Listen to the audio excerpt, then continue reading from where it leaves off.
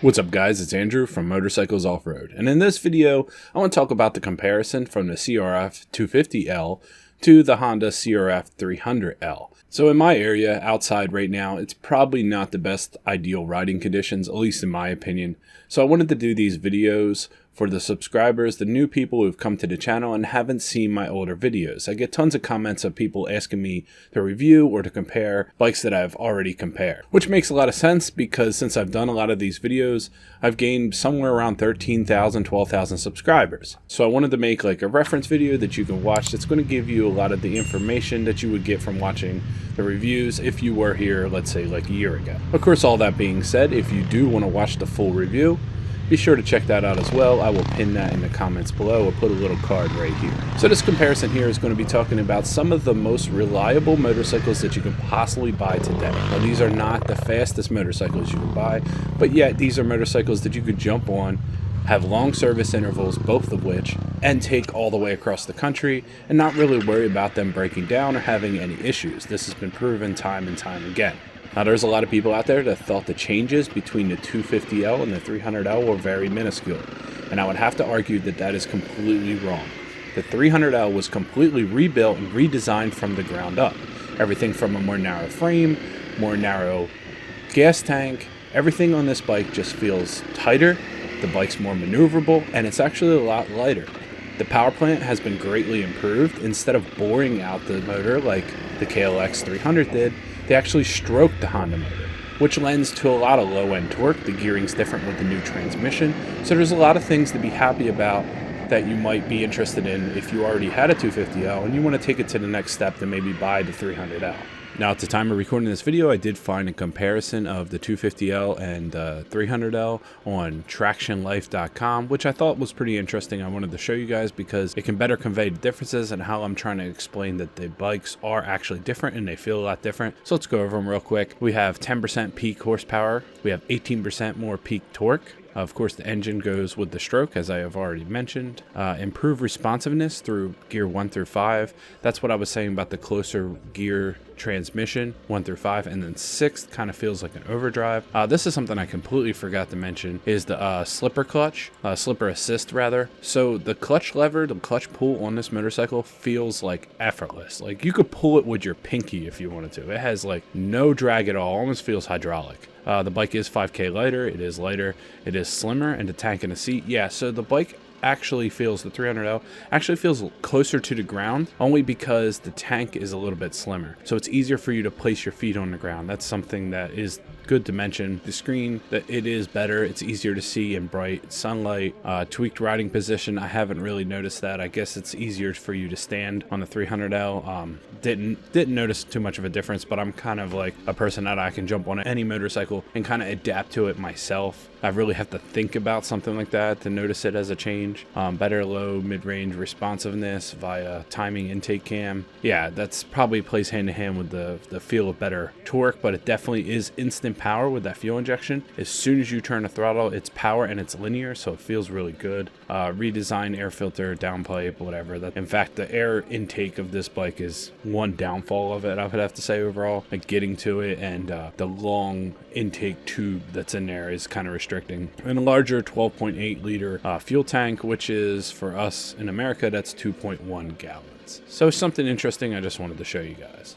Now, am I going to say that you're not going to be happy with the 250L? I'm not going to say that. You probably would enjoy it, but I would say riding these motorcycles back to back, you can see a clear difference. The 300L feels more balanced, more responsive, is a bit more peppy on the highway, and a lot more maneuverable in the trails. I believe its dash is a good improvement, giving you more vital information and just being clearer and easier to see. Now, a lot of people that did have the 250L, something they loved to do was they would change the gearing by taking one tooth away from the front sprocket and adding 3 to the rear. Essentially, it's the same as adding 6 teeth to the rear. And the reason for that is they put aftermarket tires and maybe it de-geared the rear wheel torque of their bike.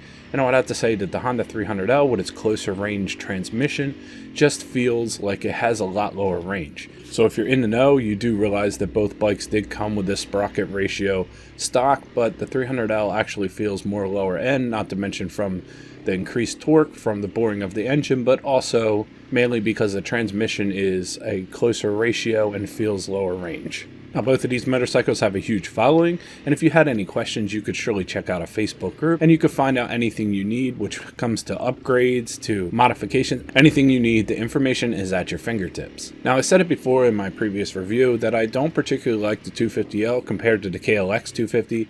I personally like the KLX 250. When it comes to the 300s, I prefer the 300L over the KLX 300, and there's a couple of reasons for that.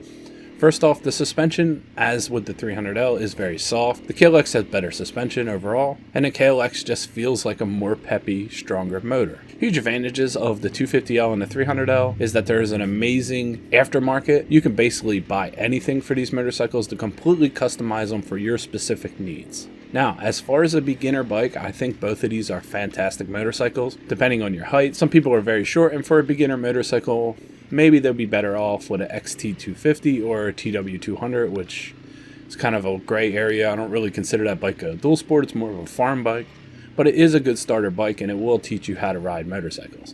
Also, another key motorcycle, if you're looking at these two to consider, would be the KLX 230S. Also, with a lower seat height, it's a pretty nice bike, but overall I think when it comes to reliability and not ever really having to deal too much with repairs on your motorcycle, the 250L is basically bulletproof, as well as the 300L since it's a modified CBR engine. And of course that goes without saying that I ride these bikes hard and they just take everything I give them. Currently I moved from the 300L to the 300L Rally platform, which I actually enjoy better because for me that's the mid-size bike in my whole stable of motorcycles. Now I don't mean it's a mid-size motorcycle, it is a rather small motorcycle, but I do have a KDX 200 in which I take on more aggressive single track type stuff, and this bike falls right between my KDX and my Tenere 700.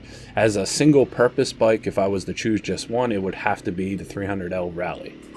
Now at the point of recording this video, there is a lot of 300Ls that you can get on the aftermarket as far as resales, because some people maybe they don't have time, or maybe it wasn't the bike they thought it was, so you can get a value on it. Previously, when I did this review, you could not get a 300L or Rally used, but you could find a CRF250 for around $3,000, $4,000, sometimes $5,000, depending on the condition and what people are trying to charge. But I would say if it is the choice of a 250L for $4,000 or a 300L for $5,000, I would go with the 300L every single time. I just believe that the bike has more to offer. So if you're looking at these two motorcycles or some of the before mentioned motorcycles, leave a comment below. I'll be sure to give you my opinions or help you out. I'm sure there's a lot that I forgot because I'm just trying to make this review quick and for a solid comparison for maybe someone who is interested in picking up one of these bikes. Also, if you would like to see more on the lines of this, or drone footage or repairs or upgrades to the Honda 300L, Rally, etc., check out the Patreon. Tons of content on the Patreon, tons of free content on the Patreon you can go watch right now at no charge to you. And if you actually decided to become a patron, that would be amazing. This is the best way to support the channel, Motorcycles Off-Road. So thanks to my patrons, and I'll catch you guys in the next one. My name is Andrew, and this is Motorcycles Off-Road. Thanks for watching, guys. Even when you feel slow, you can still go. Even when there's no hope, you can still go. I never answer to no, man, I still go. Go, go.